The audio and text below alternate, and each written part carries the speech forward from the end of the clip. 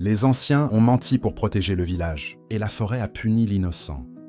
Tout a commencé 3 lunes plus tôt, quand la mer avait une odeur de sel plus forte que d'habitude. Le village vivait de pêche, mais les filets revenaient en vide. Le jeune homme au t-shirt beige comptait les poissons sur une natte. Il n'y en avait presque pas. Il a levé les yeux et a vu les regards des voisins se durcir. Sa mère a essayé de sourire, mais son sourire sonnait faux, comme une calebasse fendue. Elle lui a demandé de rentrer tôt ce soir-là. Au centre du village, les anciens se sont réunis sous le grand arbre. Le chef des anciens parlait bas, mais chaque mot pesait comme une pierre mouillée. Le chef a dit que la mère était fâchée, que la forêt sacrée réclamait réparation. Personne n'a osé répondre, sauf le silence. Le gardien de la forêt est arrivé avec sa canne sculptée, entourée de brume comme d'un manteau. Ses yeux ont balayé la foule, cherchant quelqu'un. Au marché, une jeune femme en robe rouge sombre vendait des feuilles et des graines. Elle a fixé le jeune homme au t-shirt beige, comme si elle le connaissait déjà. Le soir, le vent a changé, chaud et lourd, portant une odeur de terre humide. La mère a fermé la porte de la case plus tôt que d'habitude. Cette nuit-là, un tambour a résonné sans main visible, loin vers les arbres. Le jeune homme s'est arrêté net, le souffle court. Au matin, les anciens ont convoqué tout le monde comme pour une fête, mais personne ne souriait. Le chef des anciens a annoncé qu'un choisi devait apaiser la forêt. Le gardien a fait un pas et a pointé sa canne vers le jeune homme. La foule a murmuré, comme une vague sale sur le sable. La mère a voulu protester, mais les mots se sont coincés dans sa gorge. Elle a vu dans les yeux du chef une peur plus grande que la honte. La jeune femme en robe rouge sombre observait depuis le bord de la foule, immobile. Un instant, elle a serré son panier comme on serre un secret. Les anciens ont prétendu que c'était la volonté des esprits, mais leur voix tremblait. Le jeune homme a compris qu'on l'offrait pour sauver l'honneur du village. Quand le soleil a touché l'horizon, le gardien a ordonné qu'on l'emmène vers la forêt sacrée. Et au même moment, la mère s'est retirée comme si elle refusait de regarder. Dans la forêt, le vent a prononcé un nom que personne n'osait dire, et les anciens ont pâli. Le sentier vers la forêt sacrée était étroit, comme une corde tendue au-dessus du malheur. Les pas de la procession faisaient craquer les feuilles sèches. La mère a suivi de loin, cachée derrière des cases et des palissades, le cœur battant comme un tam-tam cassé. Elle ne voulait pas être vue, mais elle ne pouvait pas abandonner. À l'entrée de la forêt, le gardien a tracé une ligne dans la terre avec sa canne sculptée. Personne n'a franchi cette ligne sans baisser la tête. Le jeune homme a été placé devant un arbre immense, couvert de tissus fanés et de cordelettes anciennes. L'air sentait la sève et la terre mouillée. Le chef des anciens a parlé de paix, de protection, de sacrifice. Mais sa voix tremblait et ses mains cherchaient sa bague comme un refuge.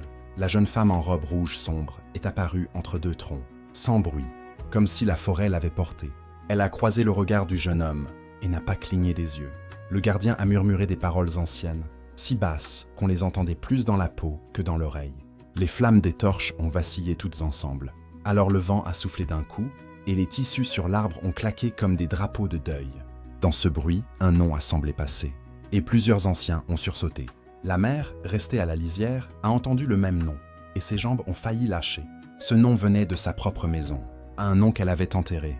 Dans la clairière, le jeune homme a voulu reculer, mais 2 hommes du village lui ont barré le passage. Personne ne le frappait, pourtant il était déjà prisonnier. La jeune femme en rouge a posé son panier au sol, lentement.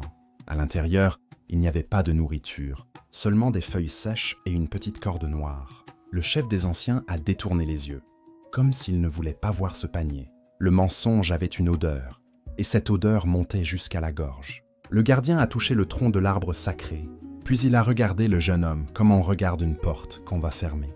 La forêt semblait écouter. À cet instant, un oiseau a crié au-dessus des branches, puis plus rien.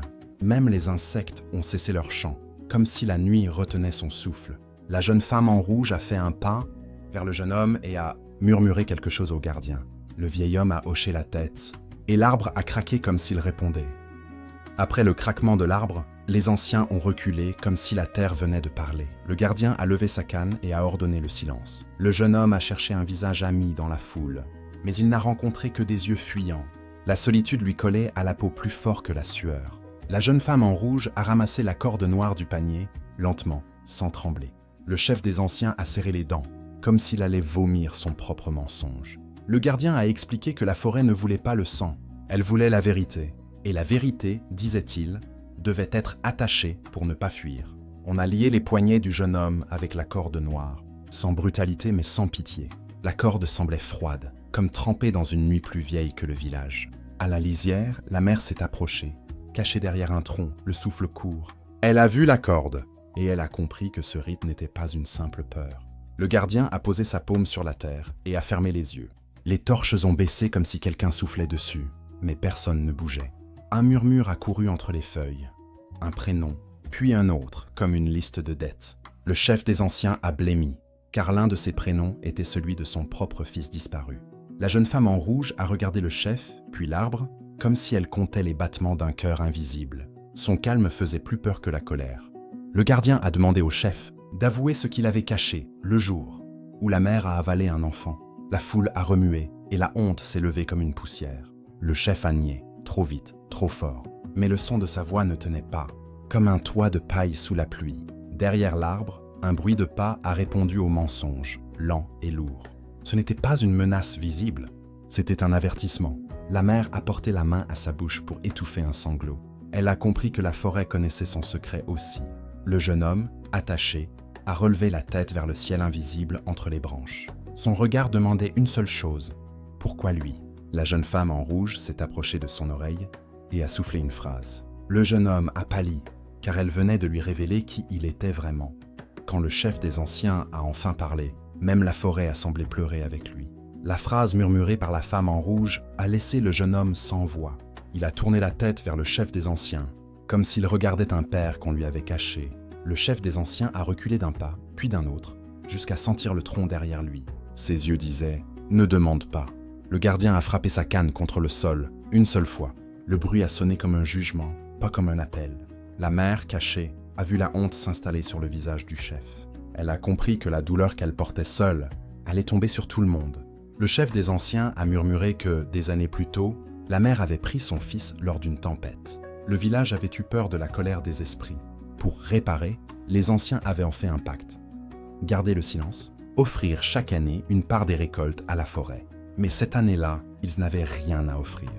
Alors ils ont cherché une solution rapide, une victime qui calmerait les murmures. Et leurs regards se sont posés sur le jeune homme au t-shirt beige, trop pauvre pour se défendre. Le chef a avoué qu'il avait signé la décision en tremblant. Il a dit qu'il voulait protéger le village, mais sa voix ne protégeait plus personne. Le gardien a demandé pourquoi la femme en rouge était là.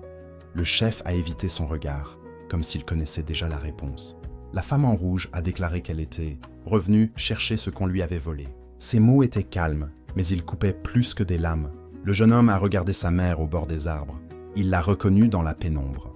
Elle a voulu courir, mais ses jambes refusaient, comme si la terre la tenait. Le chef des anciens a alors lâché la vérité la plus lourde. Le jeune homme n'était pas seulement un choisi, il était la trace vivante du jour où tout a basculé. La mère a senti son cœur se serrer. Ce secret-là, elle l'avait porté comme une braise sous la langue. Même son fils ne connaissait pas toute l'histoire. Le gardien a déclaré que le pacte n'était plus valable tant que le mensonge respirait. Il a exigé un dernier aveu, un nom, un acte, une preuve. Le chef des anciens a ouvert la bouche pour dire ce nom, mais la femme en rouge l'a interrompu d'un geste. Et ce geste annonçait que le vrai secret n'était pas celui de la mère. Le lendemain matin, le chant des coqs a été remplacé par des cris de désespoir venant des champs. Les puits, qui donnaient une eau claire depuis des siècles, ne remontaient plus que de la boue rouge sang. Le bétail tombait raide mort sans raison, les yeux ouverts, fixant la maison du jeune homme. Les villageois ont vite compris. La forêt ne punissait pas seulement le voleur, elle punissait tout le monde. Pendant ce temps, la mère était plus rayonnante que jamais, ignorant que sa santé volait la vie du village. Mais le fils, lui, dépérissait à vue d'œil, sa jeunesse s'enfuyant comme du sable entre les doigts. Le chef est arrivé devant leur case avec ses gardes, pointant son bâton vers le coupable. « Tu as maudit notre terre. » La mère, ne comprenant rien, s'est interposée pour protéger son enfant, criant à l'injustice. « Écarte-toi, femme. Ton fils a volé la mort, et maintenant la mort vient récupérer son dû, » a tonné le chef. Le jeune homme est sorti de l'ombre, faible et tremblant, pour éviter que sa mère ne soit bousculée. À la vue de son visage marqué par la malédiction, la foule a reculé d'horreur. Il ne ressemblait plus à un humain. Sa mère s'est retournée et a vu pour la première fois le prix que son fils avait payé. Elle a hurlé de douleur. Les gardes l'ont saisi, brutalement, et l'ont traîné vers l'arbre sacré au centre du village. Seul le sacrifice du coupable peut apaiser la forêt, a déclaré le chef en levant une dague cérémonielle. Mais au moment où la lame allait descendre, Un grondement terrible a secoué la terre. La forêt ne voulait pas qu'on touche à sa propriété. Les racines géantes ont balayé les gardes comme de simples poupées de chiffon, protégeant le garçon attaché à l'arbre.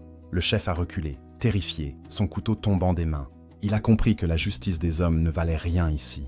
Le jeune homme ne bougeait plus, ses yeux étaient devenus entièrement verts, vides de toute humanité. Sa peau commençait à durcir, prenant la texture de l'écorce. Il ne mourait pas, il devenait un arbre. La mère, au milieu de la tempête, a rampé vers son fils, ignorant les racines qui détruisaient les cases autour d'elle.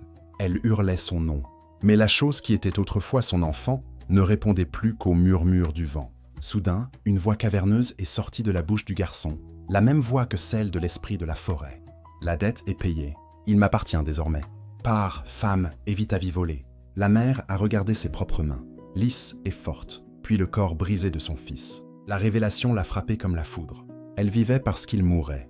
Sa santé était le parasite qui dévorait l'âme de son enfant. Elle s'est relevée, le visage inondé de larmes, mais les yeux brûlants d'une résolution nouvelle. Elle a ramassé le couteau cérémoniel que le chef avait laissé tomber dans la poussière. « Non », dit-elle doucement. « Une mère ne mange pas la chair de son fils pour survivre. » Le garçon arbre a semblé trembler, l'humanité luttant pour refaire surface une dernière fois dans ses yeux verts. La mère a levé le couteau, non pas vers le garçon, ni vers les racines, mais vers sa propre poitrine.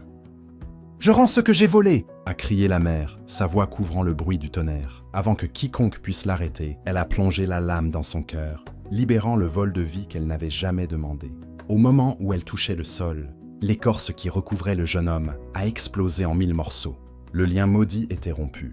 La vie retournait à la terre et l'humanité revenait au Fils. Le jeune homme, libéré mais faible, a rampé vers le corps immobile de celle qui lui avait donné la vie 2 fois. Il a pris sa tête sur ses genoux, suppliant ses yeux de s'ouvrir, mais le visage de la mère était serein, figé dans un sourire éternel.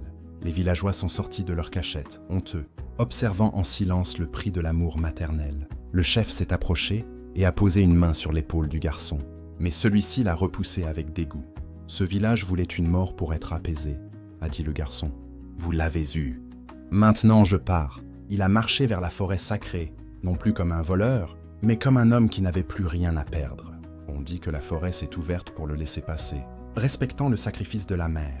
Plus personne ne l'a jamais revu, mais les chasseurs racontent qu'une nouvelle fleur, d'un blanc pur, pousse désormais là où il a enterré sa mère. Le village a survécu, mais chaque année, ils font une offrande pour demander pardon à l'innocent qu'ils ont jugé trop vite. Le jeune homme voulait tromper la mort, mais il a appris que la mort ne se trompe jamais. Elle ne fait que patienter. Retenez ceci. On peut tout acheter dans ce monde avec de l'or ou du courage. Sauf une chose, la vie d'une mère, car son amour est la seule magie que même les dieux ne peuvent pas imiter.